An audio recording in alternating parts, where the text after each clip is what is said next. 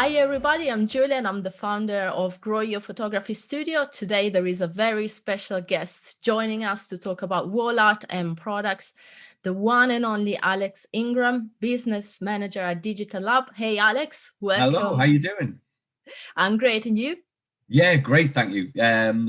Getting through with our lockdown here, but no, excited to be here and talk about these products. Yeah. Same here. We are on a call between Italy and England, but we are all in the same situation. So the goal of our interview today is to help photographers choose and create products they love, they're proud of, and enjoy selling.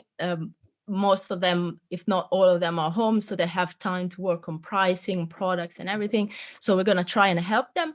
We'll share tips and ideas.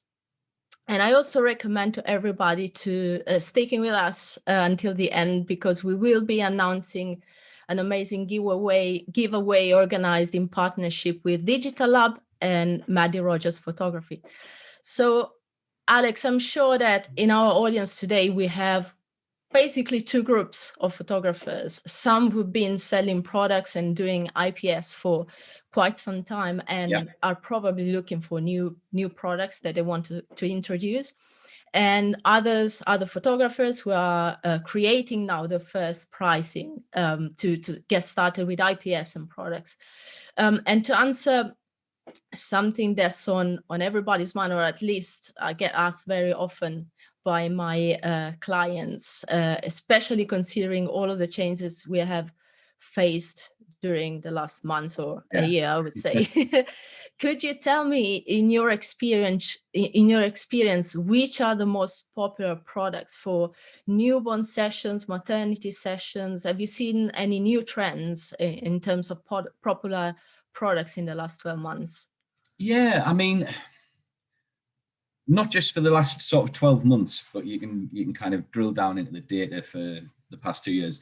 The actual fact, the last 12 months have been some of the busiest we've had. And I think a lot of it is increased exposure for the lab, but also, like you say, people have got time to really drill down and think about the products that they offer. And I think so many photographers have used these periods of inactivity to kind of really look at what they want to give to their clients and how they can increase the sort of margins that they get from the sales. So in terms of like newborn photography, we see things like the multi-aperture frame is by far the biggest selling product that we do. And a lot of that is newborn. And I mean, that works for cake smash sitters and everything like that as well. Absolutely. So if you're doing this sort of progressive marketing strategy with your clients, so you get them in for a newborn, you get them in for a sitter, you get them in for a family shot, that sort of thing, that product works great. With maternity sessions, I think it depends a lot on the sort of style of maternity photography that you offer. So if you go for kind of opulent and empowering kind of imagery, something like the fine art natural or the vintage is perfect, and mainly because of the sort of the paper type that we use for that. It's like a beautiful fine art etch paper, and it really captures sort of opulent, dramatic color tones within that really well. If you go for more of a stripped back, lighter kind of maternity photograph, something like a Camden tray frame with a nice sort of thin Scandi style frame around there, or a traditional frame print, you know, something with just a single aperture, something really stripped back and basic, but what can look beautiful up on the wall. Okay. And why do you think, in your opinion, these are the most popular products, especially thinking about newborn session, the multi-aperture? Yeah, I think with the multi-aperture, I think because it allows you to capture the whole, or a glimpse of the whole session sort of thing. So many photographers, I know, their clients struggle with selecting imagery, and that's a whole nother topic of conversation, probably for another video, of how many images you offer and how many images you show in an IPS session. Absolutely.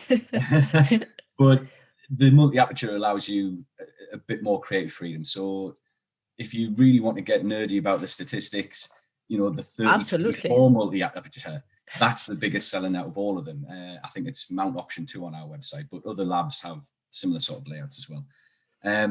You get your one big hero image, and then you can have your detail images, mum and dad images, or what have you, whatever the family dynamic looks like. You can then capture that all around the image, and it just gives a lovely big snapshot. And 30-24 is a good size to have on the wall. You know, it's not too big, Brilliant. It's not too small. It almost, it tells a story. Exactly. I mean, we sell a multi-aperture. lot for wedding photographers for the same thing, because it's almost like an album page on the frame, you know. Okay, and let's go the opposite side of the spectrum. What do you believe are the two most underrated or overlooked products, and why should I consider selling them? Yeah, I mean, underrated, definitely normal frame prints. You know, a lot of people, and I'm entirely guilty of this as well, we like we like flashy new stuff, and especially because we're all from creative backgrounds and stuff within the industry, we like to see our work on new flashy things. So like spheres and octagons and all that, and there is a place for that, and absolutely, and they sell very well. But a traditional frame print has been the medium people have been putting on the walls for hundreds of years. And there's a very good reason for that, because it's the best way to display your image in a nice, simple sort of fashion. There's loads of choice out there, and there's lots of opportunity to find the right kind of framing molding to suit your brand. But, you know, we sell so many normal single aperture frame prints, because a lot of people just have that in their mind. It's sort of ingrained that that's what you get when you go for a photo shoot. You get a frame print up on the wall, you know? So definitely 100% that has to be somewhere in your offering, because you'll always get people that will go for that sale.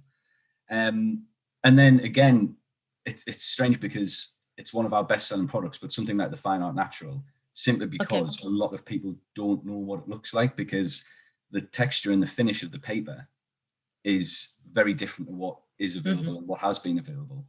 I mean, out of all of our, so the way we split things is framed and wall art, and within wall art there's framed products, but as a standalone wall art product, the Fine Art Natural is our best selling product. But it is only a small section of our photographers that buy it, but the ones that do sell so many of them, because once it's up on the wall, the client sees it, and their client base gets used to it and gets to know the product. It sells itself. Brilliant. Let's go back to our two photographers. So the photographer A has been selling products for a while, looking at new products. Photographer B is creating the first pricing. Yep. So I, photographer, open Digitalab's website, and where do I even start from? I mean, if you're not registered with us, registering is a great start. Okay. Obviously, we're a lockdown site, so it's just a quick registration process, and then it's vetted by one of our sales team. So it normally takes no more than a day to get up and running on the site. That allows you to see the pricing and get ordering and stuff like that. Right. But breaking it down into established photographer and new photographer to it. With established photographers, one of the main things that I come across all the time is people having stuff on the wall that doesn't sell. And it might be because it's a favorite image, or it has a personal significance to them, or something like that. But they've got wasted space up on the wall. So if something's not selling, get rid of it, try something else. And it's often hard, especially, I mean, you know, we do a lot of work for sort of social photographers, so newborn, family, that sort of thing. And a lot of people use their own kids and family in samples because it has a personal significance to them. It's really hard to take a picture of your own baby off the wall and replace it with a stranger's, but you need to refresh your offering. If something's not working, it's just dead space on the wall. So that's something massively to consider. With new people, new to IPS or new to selling products, I think getting your research in is massively important. I think really study the products. It's really important that one, pair it to your style, so you're not offering something outlandish that just doesn't work with your work. So if you're shooting newborn, you know, sometimes an aluminium print or something like that wouldn't fit with lovely soft pastel tones or however you're shooting, kind of thing. But also, you've got to supply stuff that you love. You know, when you're in an IPS session, if it doesn't resonate that you love the product, you believe in the product, and you would have that on your own wall, it'll always, you know, people will always pick up on that. Which is actually why it is a good idea to have pictures of your own kids or your own family, because it adds that extra little bit of love and care to the product, you know? Absolutely. And I believe, and I'm sure you told me you offer one-to-one free consultations for clients to help them choose. Yeah, absolutely. I mean, certainly over this last year, with very in and out of different lockdowns and stuff, it has given us a lot more time to do that. And it's because we can't travel to people's studios and we can't do shows and speak to people that way. It's a fantastic way of doing it. So what we've done, both myself and Emma, our account manager at the lab, we've been doing these one-to-ones because we can look at people's work, we can suggest products that sell and sell well, but also, find stuff that suits your work, suits your brand. And also, say the multi-aperture, it's our most popular product. But if you don't love that product, don't feel compelled to get it. Yes, take advice and yes, take input from ourselves or in different photography groups and stuff like that, with you guys as well. But find stuff that you love. I was just about to say that, because very often I've talked to photographers, to clients, and they say, yeah, this doesn't say, I don't really like it anyway. And I say, well, you shouldn't be selling it. Yeah. If you don't like it. But because they sell it, because they see other people selling it. It might not work for your photography. It might not work for your client base, you'll know after X amount of years in business, like if you're a photographer, the established photographer, what your clients love and what your clients go for. So you don't want to rock the boat too much, but you still want to kind of offer something new every now and again to refresh that offering. Okay, let's go back to photographer B, so the newer one in terms of products and IPS. If I only wanted, and I guess part of the answer we've been, but if I only wanted to sell 4 products, what would I do? 4 products is really important because I would always advise to not sell more than 4 to 7 different types of product max. We've got 30 odd different wall art options and over 130 framing options, but that's because there's so many different photographic genres and styles and stuff to cater for. You don't want to give your client too much choice, especially when you're just starting out in IPS, because that's just another objection. If they have a barrier in place that they can't make the decision there and then in the IPS session or Zoom session or something like that, they'll go away, they'll think about it, and they'll, a lot more likely not to go for the product. So keep it nice and concise. 4 products starting out is great. I'd offer choice because if you are just starting out, you don't necessarily know A, what your customers are going to go for, and B, how you sell a certain product and how you shoot for a certain product. So I would go on things that are popular for starters. So definitely a multi-aperture, something like an acrylic sphere or a birch sphere, something like that, a big show-stopping product. A traditional frame print of some kind, and a kind of art product. So that, like a matte product, so something like a framed canvas or a fine art natural. So you've got high gloss, high impact acrylic as an option. So some kind of acrylic, an art product, a matte product, traditional frame print, and then a multi. And then that's a great starting block to go from. So go for choice, keeping in mind these 4 suggestions. Yeah, and you can drill down into what you love within those aspects. So, acrylics, you can have sphere, octagon, rectangle, square, framed acrylic, tray framed acrylic, that sort of thing. But offer some kind of acrylic, because you'll have customers that like that sort of high gloss, high key kind of finish. But then you'll have customers that like a more muted sort of matte tones in the home. So something like a fine art natural or a framed canvas, And the opposite. So again, I have all of the kind of classic evergreen. It's good to see you with coffee, because I was feeling bad drinking. Oh no, this is needed. It's tea, but this is okay. Needed every morning now. If I have already all of the classic, the evergreen products, and I want to add something special, sort of a signature, do you have any tips for me? Yeah, it's difficult, like you say, if they have these evergreen products and they've got a established customer base and they've got a defined style that they normally shoot for, and they're selling products. Where do you go from that? Because you should be quite happy. But I've seen so many photography studios, really well-established photography studios, not change their offering for years upon years upon years. And all of a sudden the sales decline because they're not offering anything that is fitting in people's homes anymore. And it's a bit of a mad scramble to kind of find like what's in kind of thing. So I definitely think trying something new periodically, like once a year, have a look at your product range and try something different in there. Show-stopping products, something like an acrylic sphere or a giant opulent vintage frame or something like that. again, what fits in with your style, but is something different to offer your customers. It's great for marketing because you can blog about it. You can contact your customer base and say, look, we're bringing this new one in, and get the feedback from your customers. I mean, I know a lot of photographers have VIP groups for their customer base and people that have used them.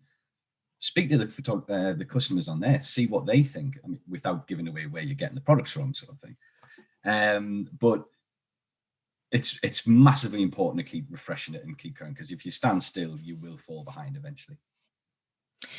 Going back to something you've mentioned quite a few times, so when I have to choose or to make decisions about wall art in general, I am actually making decisions on at the very least 3 factors, so that the shape, the size, and the material, the texture. Yes.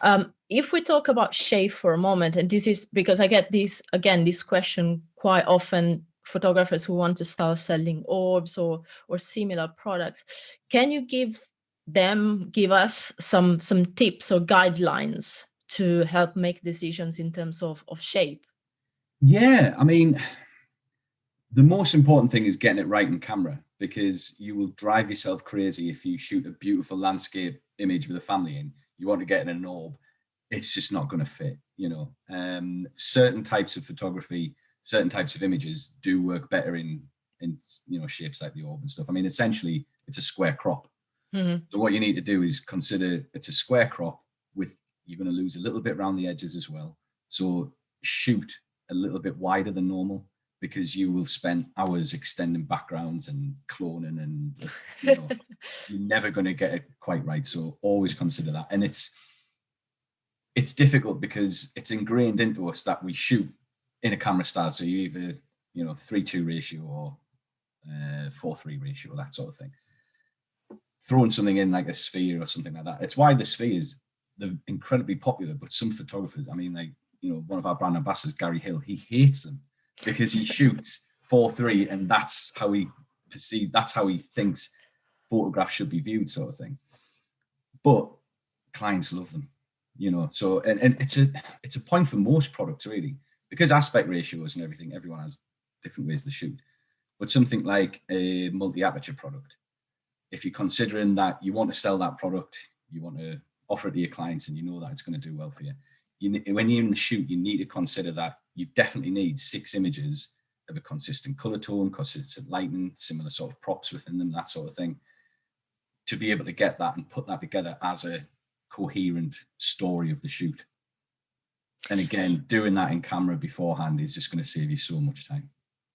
And so they are popular products that are worth considering. Oh, absolutely. I mean, the acrylic sphere is the biggest selling acrylic product we do. And I see, especially something you mentioned about, especially for me with younger photographers who literally just started, they feel quite intimidated. Is it a product that you recommend choosing in the beginning, or is like get comfortable selling wall art, get used to it, and then introduce these other these kind of different products or different shapes? It's a tricky one, because I see where you're coming from, but because it sells so well, I don't think you have that fear of it, sort of thing. People are buying it, and people are buying it all over the country.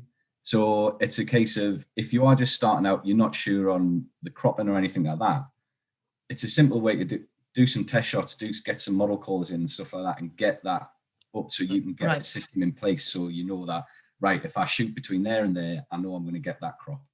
You know, single images, if we're going back to newborn, single images of babies, like top down, or like the sort of nest shots kind of thing, it's an absolute showstopper, and it will look fantastic on your wall, and it'll make clients stop and stare.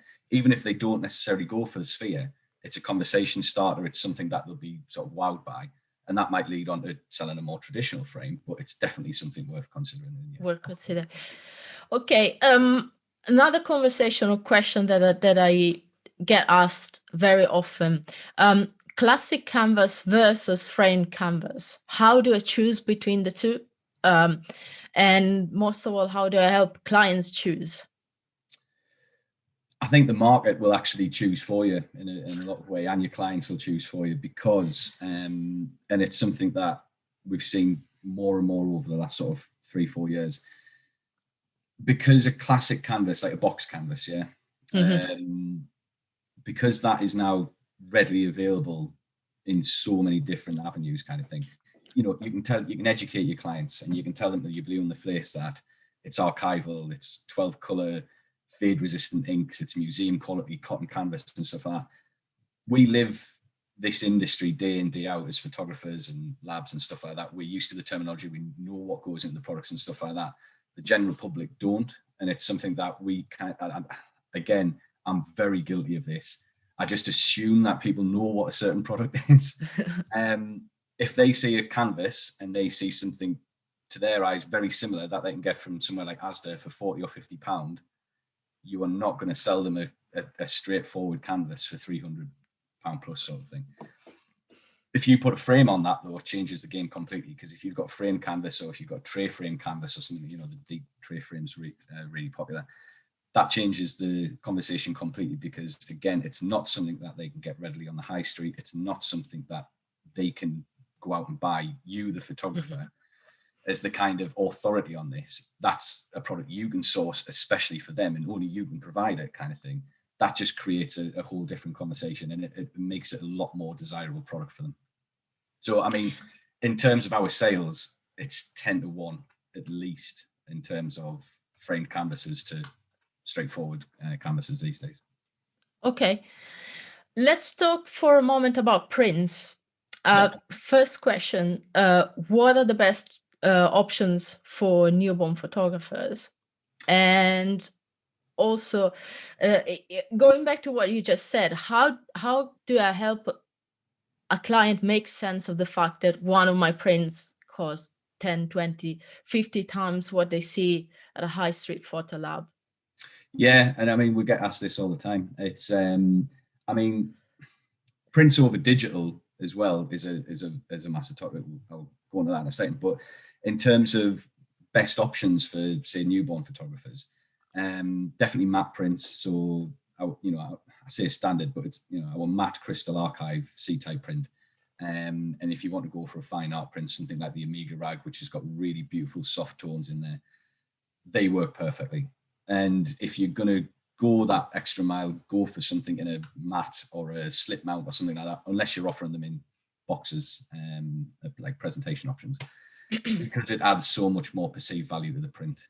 If it's a matted print, it's ready for the client to frame further down the line or something like that. It just feels a lot more tangible, and it makes it a lot easier to justify what you were saying about the cost, because it's an archival print. It will last for generations. We've all seen too many bright red babies from something that's been ordered from Boots or Tesco, and other supermarkets are available. And as a photographer, you don't want to see your work like that. You don't want other people to see your clients' work like that, because word of mouth is still so huge within our industry. You want them to be presented in the best possible way with the correct colors and everything like that. And in terms of why it's important for the client to invest in print, I mean, prints tell stories, prints and memories kind of thing. It's tangible. I always go back to the sort of photographs in a tin kind of analogy, because I've got a tin of images at my parents' house with photographs going back like over 100 years of the family and stuff like that. Our photos when we were growing up in albums and everything, the brain resonates a lot more with a printed physical image than it does with something on the screen where there's distractions, and we kind of consume media on screen and stuff like that. A tangible physical image just means so much more to people, and it lasts longer.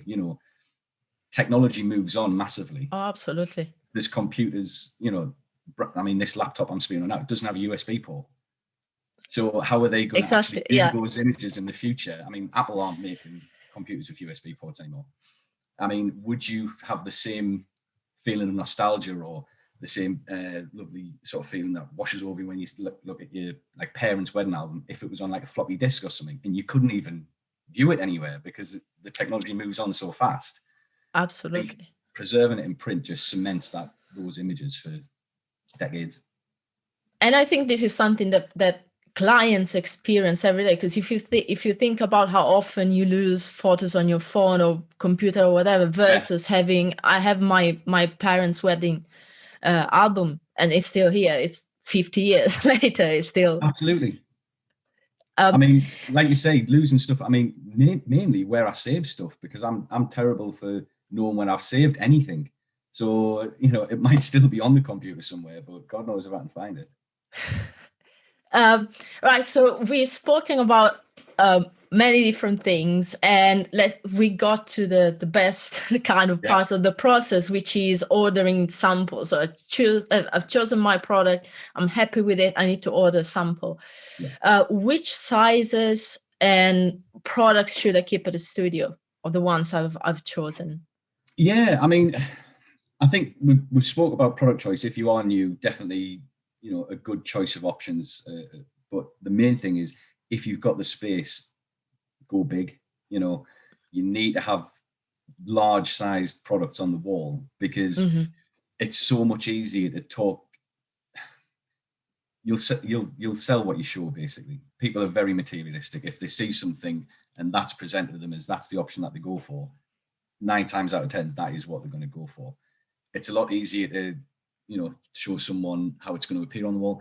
People always underestimate how big their walls are at home. Even like in the UK, new build houses are normally smaller rooms, but if you put even a 2030 up on a wall in isolation, that will look lost unless it's part of a bigger collection. So definitely show big if you can, even if it means you only have 3 products on display. Go big. Okay. I mean, you know, some of the smaller studios I've worked with have got no smaller, than 2030 up on the wall, and it's all they sell. They sell 2030s, 2436s, 4030s, and you know what? You make a lot more money if you're selling that rather than 1216s. You know. I guess it's easy. You see it there, the client sees it there, unless they absolutely know that there is a reason why that size wouldn't work. It's the easiest choice, something but they like can that. Imagine that. So say they've only got a 24-inch space to play with in the home, where they wanted in an alcove or something like that. You can say, absolutely, you get that product, but you can get it that size. You can't talk somebody up from a 24-inch product and say you can have this, but 60 inches wide. It's just a lot more difficult for their process. They'll be like, oh, no, that's fine. That one is fine. Right. So it's time, Alex, for our announcement. I'm very, very excited. I'm absolutely thrilled to announce that Grow Your Photography Studio has partnered with Digitalab and Maddy Rogers Photography to bring you free wall art studio samples. Our 2021 wall art giveaway is open to newborn and maternity photographers. And the 3 winners will receive a Digitalab wall art sample of their choice for their studio, entirely free of charge. Entering is easy. We want to see your best 3 images that you think will be amazing as wall art samples for your studio. And then the 3 winners will work with the Digitalab team and Alex that's going to help you choose the best products for your needs and place the order. That's one important thing. The giveaway is open to new clients, new Digitalab clients, or existing clients who are looking for new products. So in other words, you cannot request a sample for a product you're already selling. Just to confirm, 3 individual photographers will each receive 1 sample absolutely free of charge. To enter, we have a dedicated page. Visit www.growyourphotographystudio.com/wallart-giveaway before the 22nd of January 2021 and follow the instructions on the page. Again, the address is www.growyourphotographystudio.com/wallart-giveaway. So Alex, I'm really excited about this, and thank you so much for helping Grow Your Photography my Studio. pleasure. It's been great. And like I say, I can't wait to see the images that people submit. Absolutely. Part of the process of like I say, in these sort of one-to-one consultations we've been doing, it's brilliant to see such a variety of different photographers that use the service, but also the kind of ideas that people have and how they're going to display them in the studio. It is really interesting. I mean, we're very lucky because we get to work in an industry where we all actually enjoy and love what we do. So I can't wait to see what people send in. And it's also worth reminding our audience that you have a 50% off discount Yeah. at the moment for some. So we kind of expected that the UK would be back in this position come January. So again, going off last year when we realized that people did use that time to look at what they wanted to offer in the studio, I think it's a great time to take stock, try something new in your studio, or make that plunge to go for IPS so it's all ready for come March when we're allowed to open our doors again, fingers crossed. We're all ready and we've got these stunning, fantastic products to wow our customers with. Alex, thank you so much again for being with us, and a special thank you to Maddy Rogers as well, which is part of our giveaway. I can't wait to see your amazing wall art and see you soon. Bye, Alex. Thanks again. Bye. Bye-bye.